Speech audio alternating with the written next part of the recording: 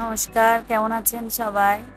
অদিতিস ওয়ান্ডারলগের নতুন একটি ব্লগে আপনাদের সকলকে স্বাগত। আমরা আজকে এসেছি প্রয়াগের প্রসিদ্ধ একটি শক্তিপীঠে। এটি হচ্ছে আলোকীশঙ্করী শক্তিপীঠ। এই শক্তিপীঠকে ললিতেশ্বরী শক্তিপীঠও বলা হয়।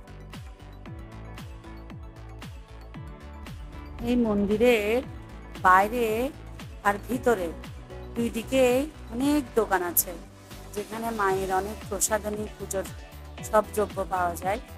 ভক্তরা এখান থেকে মায়ের জন্য যাবতীয় পুজোর সব সামগ্রী কিনে মাকে পুজো দেয়, ভক্তিভরে পুজো দেয়। এই মন্দিরের বাইরের দেওয়ালে অনেক সুন্দর কারুকাজে ভরা। মন্দিরটির বাইরে যাতে মানুষ বিশ্রাম নিতে পারে সেরকম জায়গাও আছে। খুব বড় একটি মন্দির, আলোকিত একটি মন্দির। প্রয়াগের এই তীর্থক্ষেত্রের জন্য কুম্ভ মেলার আলোকে এই মন্দিরটি খুব সুন্দর করে সাজানো হয়েছে। মন্দির প্রাঙ্গণে অনেক গাছ আছে, নিম গাছ, অশ্বত্থ গাছ আছে। খুব সুন্দর একটি মন্দির, মানুষ যাতে বিশ্রাম নিতে পারে সেই ব্যবস্থা আছে।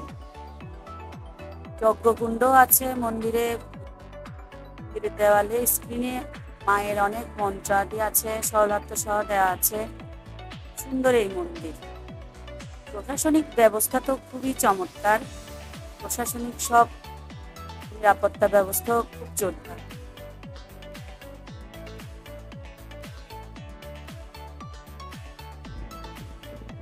আপনারা সকলে জানেন, ভগবান বিষ্ণু সুদর্শন চক্র দিয়ে যখন সতীর দেহকে 51টি খণ্ডে বিভক্ত করে, এই 51টি খণ্ড বিভিন্ন জায়গায় পড়ে আর এক একটি সতীপীঠ গড়ে ওঠে।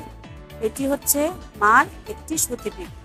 এখানে মায়ের ডান হাতের আঙুল পড়েছিল, যা পড়ে ওখানে অদৃশ্য হয়ে যায়। তাই এখানে মাকে নিরাকারভাবে পূজা করা হয়। এটা হচ্ছে গর্ভগৃহ। গর্ভগৃহে একটি কুণ্ডলের উপর দোলনা আছে, কুণ্ড আছে গর্ভগৃহে। এই দোলনার মধ্যে মাকে পূজা করা হয়। এই কুণ্ডকে খুব সুন্দর করে সাজানো হয়েছে বিভিন্ন ফুল দিয়ে আলোকিত ভাবে। কথিত আছে এই কুণ্ডের মধ্যে মায়ের হাতের আঙ্গুল পড়েছিল।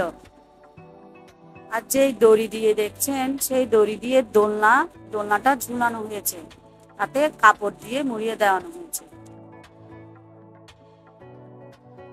সবসময় কাপড় দিয়ে ঢাকা থাকে। এই কুণ্ডের জল ভক্তদের প্রসাদ হিসেবে দেওয়া হয়। এই কুণ্ডের জল নাকি খুবই পবিত্র ও চমকপ্রদ। এখানে মাকে নারকেল আর ফুল দিয়ে পূজা করা হয়।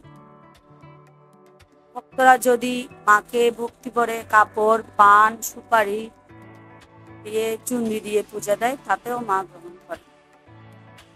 এখানে নবরাত্রিতে অনেক মেলা বসে। মায়ের মন্দির খুবই চমৎকার। কুণ্ডটি দেখা যাচ্ছে পুরোই কিন্তু রূপোর তৈরি। দোলনা, মায়ের কুণ্ড পুরোই রূপোর তৈরি সাজানো।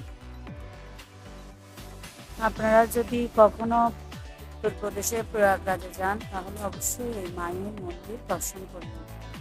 খুবই সুন্দর এই মন্দির। মা নিরাকারভাবে আমাদের সকলকে আশীর্বাদ প্রদান করেন। খুবই সুন্দর, মনোরম। নববিবাহ দম্পতি যারা আছেন, তারা গেলে মায়ের কাছে তাদের মা আশীর্বাদ করেন। যাদের সন্তানে ধারণে সমস্যা আছে, তারা গেলেও মায়ের আশীর্বাদ প্রাপ্ত হয়। মাকে বেলপাতা আর নিম পাতা দিয়েও পূজা করা হয়। এটা হচ্ছে মহাদেব, দেবাদিদেব মহাদেব মাকে রক্ষা করার জন্য প্রত্যেক শক্তিপীঠ আছে। স্বয়ং মহাদেব বিরাজমান। পরিসরে আছে মায়ের নবদুর্গা মূর্তি। মায়ের 9টি রূপের মূর্তিও এখানে পূজা করা হয়। মায়ের পূজা করা হয় 9 দুর্গা রূপে।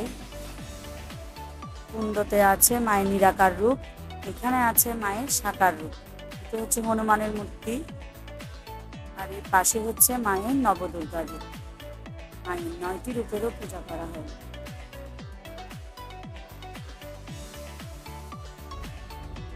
খুব সুন্দর করে সাজানো আছে মায়ের 9টি মূর্তি, নবদুর্গা মূর্তি। প্রতিদিন এখানে পূজা করা হয় মায়ের 9 রূপকে। ভক্তরাও এসে মায়ের এই 9টি রূপেরও পূজা করেন। সুন্দর মায়ের সম্পূর্ণ মন্দিরটা খুবই সুন্দর। মায়ের সকল রূপের বর্ণনা দেয়া আছে এখানে। কোন কোন রূপে মা কিভাবে আবির্ভূত হয়েছিলেন সবই বর্ণনা দেয়া আছে। মন্দিরের ভিতরে বাইরে সব মায়ের মূর্তি, 10 মহাবিদ্যার মূর্তি। মা আলোকেশ্বরী শক্তিপীঠে আলো পুরো প্রয়াগরাজে বিদ্যমান রয়েছে। মন্দিরের বাইরে মহাদেব আর মাতা পার্বতীর বিয়ের যে চিত্র, তাও দৃশ্যমান।